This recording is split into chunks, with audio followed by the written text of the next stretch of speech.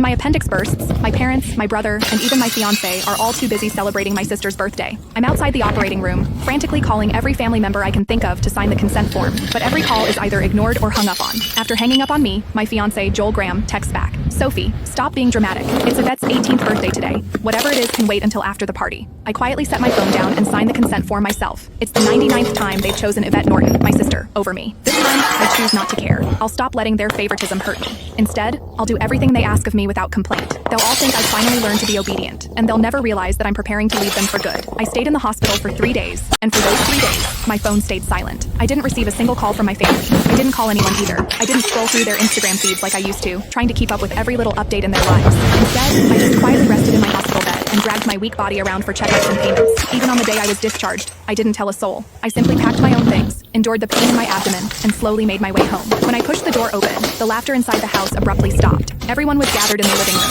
My fiancé, Joel, was sitting beside Yvette with his arm casually draped around her shoulders. The moment he saw me, he pulled his hand back and gave me an awkward smile. Soph, you're back? Where have you been these past few days? My brother, Joshua Norton, let out a cold snort. Where else would she have gone to? She just didn't want to show up to Yvette's birthday party. She always has to ruin things for her since she can't stand seeing Vivi happy. I didn't say a word. I just headed straight for my room. Joshua seemed surprised that I didn't argue with him. Normally, whenever he accused me of being selfish, I would break down in tears and desperately defend myself. But this time, I'd kept quiet. My mom rushed over to me with a glass of juice. Sophia, we were so busy with Vivi's birthday the other day that we missed your calls. Don't be mad at us, okay? She placed a glass of mango juice in my hand. Although my heart had long since stopped expecting anything, it still ached faintly. I was allergic to mangoes, but Yvette loved them. There was always mango-flavored food and drinks in the house because of that. But no matter how many times I reminded them, no one ever remembered that I couldn't have mangoes. I handed the glass back to Mom and quietly stepped back. I'm not mad. I'll just go to my room. Just as I turned around, a loud noise came from the living room. Dad abruptly stood up and slammed his hand on the table. He screamed, "Why have you been walking around with that sour face ever since you came in? Your mother already apologized